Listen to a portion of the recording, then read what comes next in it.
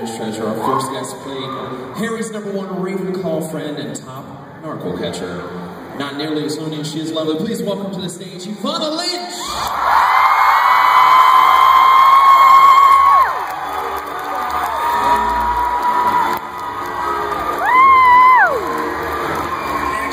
We first met these next two guests 13 years ago as they appeared on screen with jokes and ginger hair, ready to make their way to Hogwarts as hilarious troublemakers Fred and George Weasley. These two guys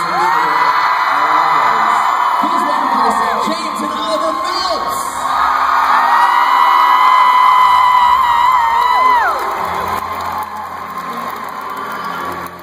Our next guest played Harry Potter's Irish friend and fellow Dumbledore's Army member, Seamus Finnegan. His presence on screen can be best described as explosive. Help me welcome Devin Murray!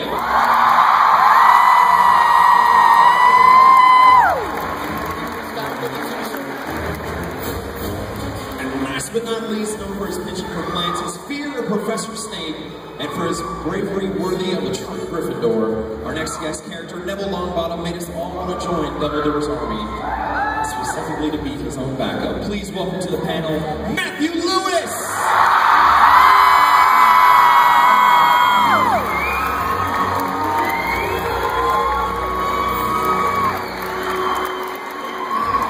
Welcome back. How's it going? Yeah, really good. You guys have had an exciting day so far? Yeah, it's been really good. We managed to go out and have a look around a bit of the park. It's really good. These guys surprise some people with a visit. Yeah, it's been enjoying the sunshine. I'm glad it's actually sunny out now. It's been cold out. Are you guys glad the sun is out finally? How many of you guys got here really early this morning? Well, here's what we're gonna do. You guys, you know, your questions already clear. We have Jason out in the audience. We have Julie out there. We have Steven on this side. We've got Aaron down here. They're going to be the ones fielding the questions for you guys. So if you have something, they're going to be the ones walking around. We want your questions for the panel here, but I'm going to kick us off. We'll get an easy one this time. We'll start you off a little easier. What is your favorite ride at the Wizarding World of Harry Potter? Anna, we'll start with you. Favorite ride? Probably the dragons, the Dueling Dragons. Is that fun? I just love walking around. I genuinely just enjoy walking down the street and seeing the shops and everyone, like all the people in the park, all the workers here dressed in the Hogwarts attire, and all the people who attend. It really feels like a wizarding village. James? I'm going to say the Dragon Challenge, because we were quite fortunate when we first came here, before it was opened. So we were able to do like Richie Rich style, just sit on the front of it and again. So yeah, I'd say Dragon Challenge for me, but yeah, I think for me it's got to be the Forbidden Journey.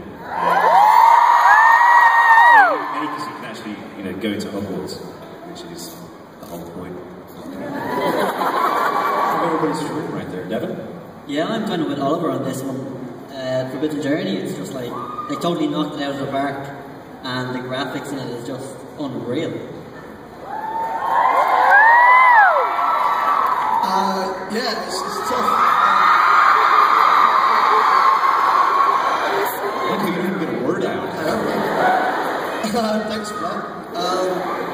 No, the Forbidden Journey is incredible. It's like nothing I've ever seen before. But I'll never forget when we took Michael Gambon on the Dragon Challenge and nearly killed him.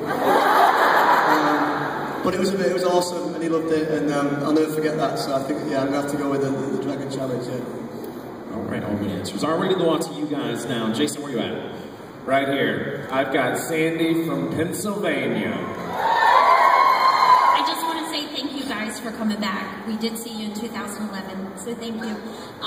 What we wanted to know is, last night watching you on the stage, see yourself in your parts. What's that like now, looking back? Do you critique yourself? Do you think about what you were doing at that time? Yeah, we kind of, well, I'll say we, me.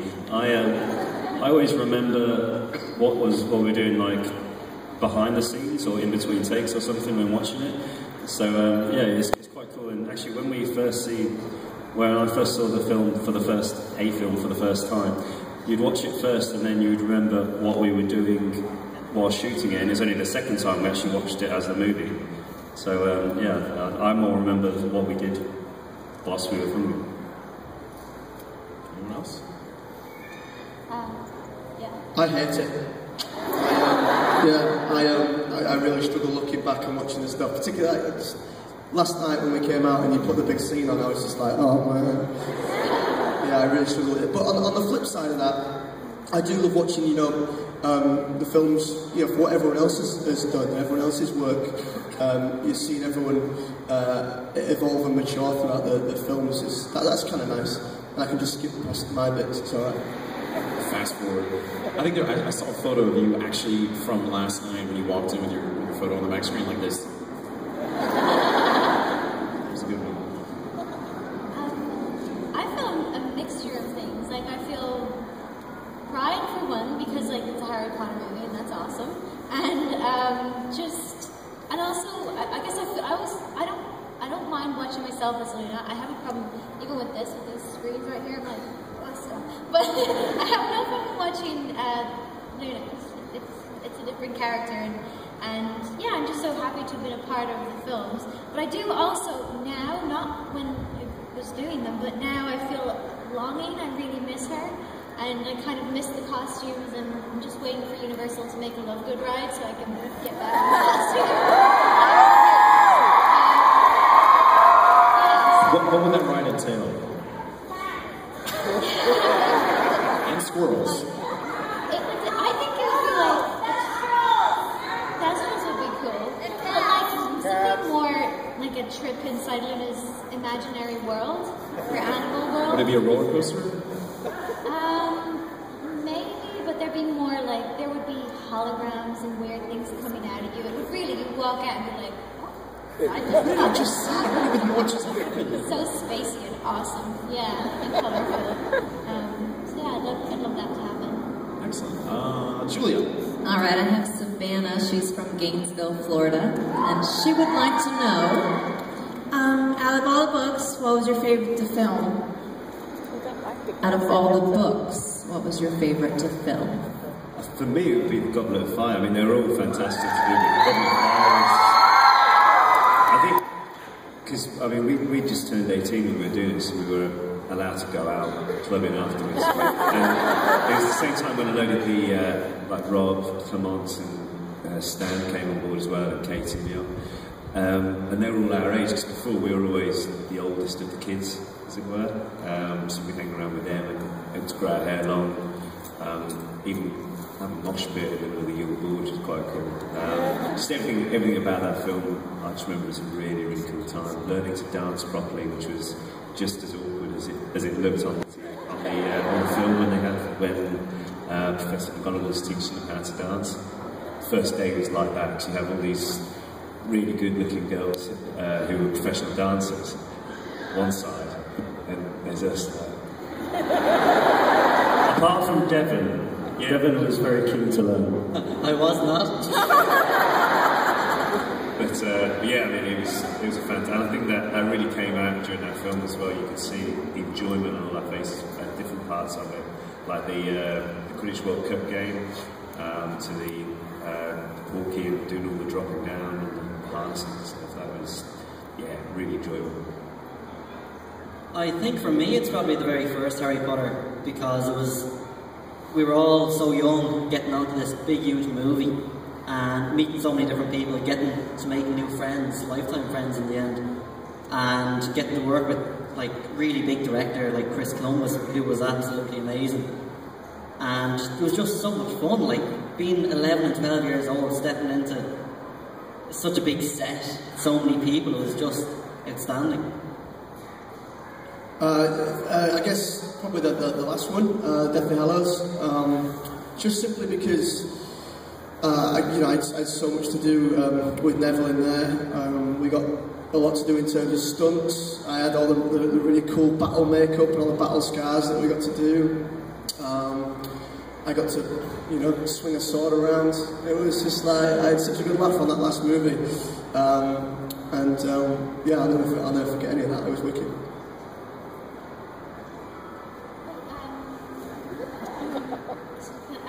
She was wrapped up in your story. Interesting. I love hearing about the early films, because I just remember watching them.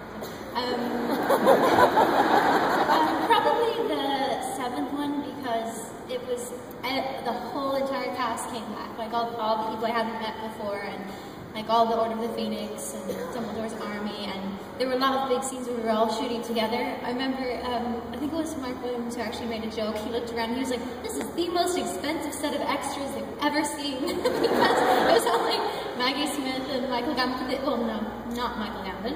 What am I talking about? But all these people, I'm probably called trained, they were all like standing there, just standing there. They didn't have any lines, so it wasn't expensive set of extras, but it was just really fun because we didn't. It felt like the whole family were united, and we were lucky that one of the last scenes that we shot, well, the last scenes I shot anyway, were those big battle scenes. So everyone was together, and it felt normally like on films. There's an anticlimax at the end. You end up shooting some really irrelevant shot, like just a hand, and that's it. Whereas this was it ended on a big bang for me anyway. Stephen. Yeah, I have Maria from Liverpool, and she has a question for anyone on the panel that would like to answer. Now that Harry Potter's finished, what would be like your dream acting role to do now? Say that one more time. What would your dream role be now that you've completed the Potter films? Have you come all the way from Liverpool just to visit the Orlando studios? Wow.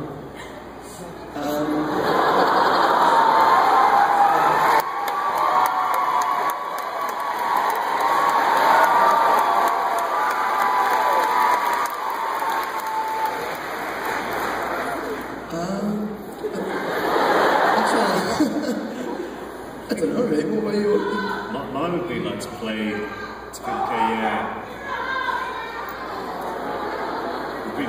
like a professional golfer, but like on a series. So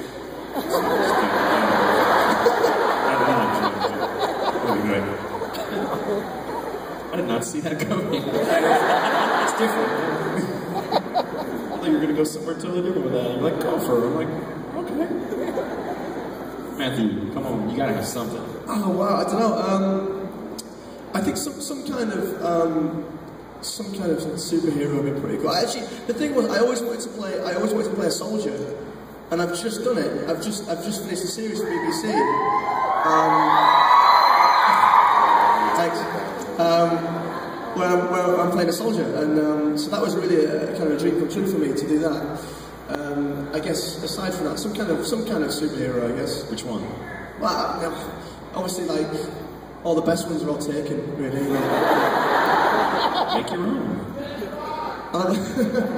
I'll have a fight with Ben Affleck and try and take over Batman. I don't think you'd have any trouble doing that. All right, let's see, Aaron.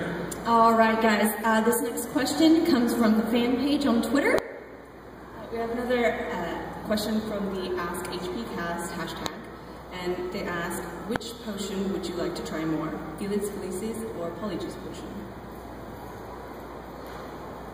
Your choice. The first, the Felix Felicis. Is that what it's called? Felix Felicis? What she said? The first one she said? That one, yeah. The luck one, absolutely. That was by a mile, no contest. Right? Yeah. Polyjuice potion, because I think it'd be quite cool just to fool people. I mean, I'm used to that anyway, but do someone else. I don't know who though, but yeah, it'd be pretty fun to. Oliver. Yeah. Go back to the Human Torch. Yeah, I did say earlier if I could do the, thank you, I said I'd be the Human Torch if I could do the Polyjuice potion, but I think it's something really random, like a Moomin or something like that. That'd be really random. I thought you wanted to be Justin Bieber. You are in Florida now.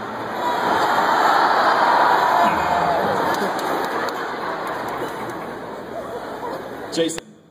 Yep, we got Becca from Indiana. I was wondering, out of the 3 casts in the Triwizard Tournament, which would you most like to compete in?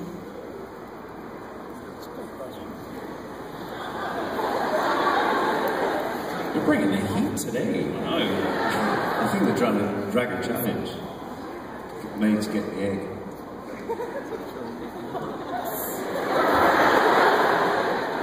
I'd like a dragon. It's not his dragon though. I do the water one because I'd love to meet the mermaids. Have a song and dance. They sing down there, so. But I can't swim, so that would be a problem. I'd have to have someone do it. Just float down there. Oh, look, a mermaid. I'd be the sacrifice or whatever it is. Anyone else? I would say the maze, but I'd probably still be there if I was It happens. I'd probably go for the dragon as well, just because it's action-filled and you've got lads chasing after you, trying to kill you, so I think I'd go with that. A lot of fire there too, so you'd be right at home. Well, that's it, exactly. I think if Shane was at the one there, he'd kind of blow him up, do something like that. All right, Julia. All right, I have Scott with me from St. Louis, and he's looking so dapper today. I know everybody in this room probably misses Richard Harris. I would like the panel, especially those who worked with Richard, to compare and contrast acting styles between Richard and Michael, and also any interesting anecdotes you might have about interactions with Richard Harris. Thank you very much.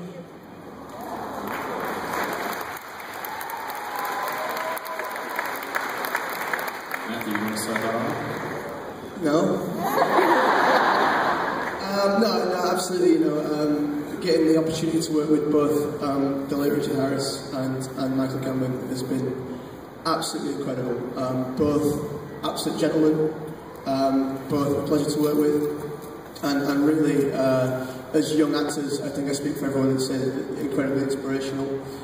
As a young boy, I didn't really have a whole lot of time spent with Richard, but all I will say is that every time I did speak to him, and every time I had any scenes with him, and every time I nagged him to sign one of my books, he was absolutely charming and was, just really great to be around. And then Michael, on the other hand, is just absolutely, he's mad, he's just crazy. He's always telling jokes, that none of which I could ever repeat in front of people. He's just really larger than life, and the two very different people, different personalities, but both of which it's been a great pleasure to be around.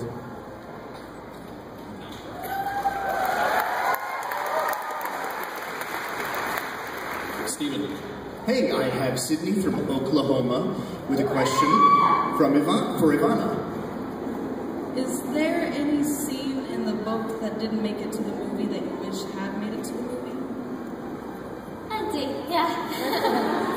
Yeah. The one that I always say that I was really gutted that they cut out, and was originally in the script, was the Quidditch commentation scenes, because that was so much fun in the book, and I think J.K. Rowling did a great job of making sports actually bearable with her commentation. This is not a popular opinion with these guys, but yeah, that was the one I was anything with my character, I was just like, let's do the Luna spin-off series! But,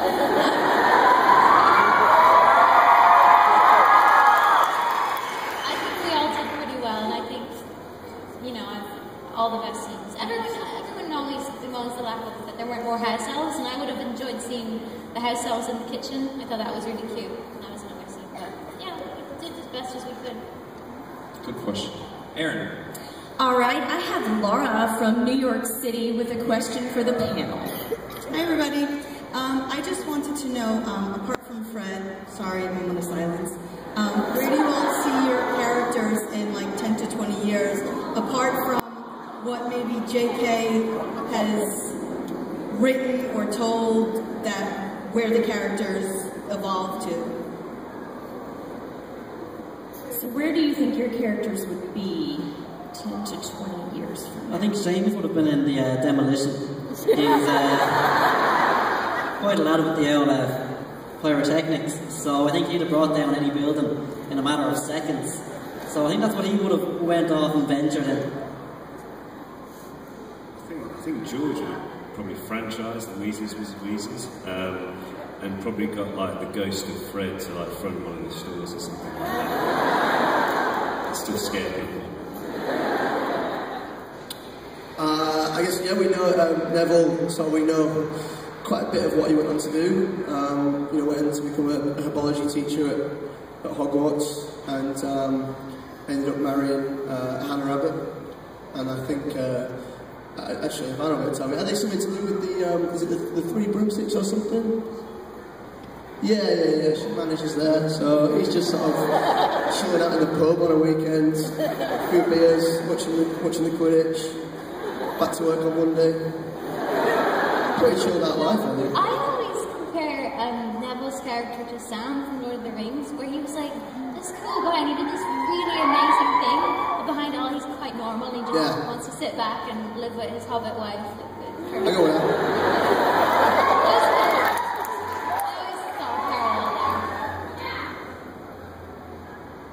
I can't answer that question.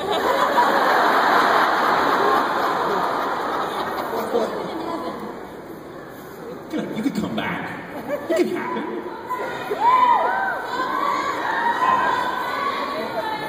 You can have a spin-off series as a ghost.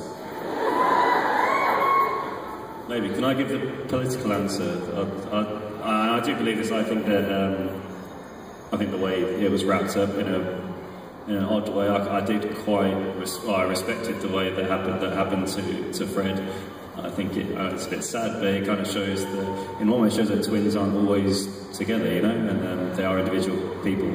So in a weird way, it was quite a respectful end to a character.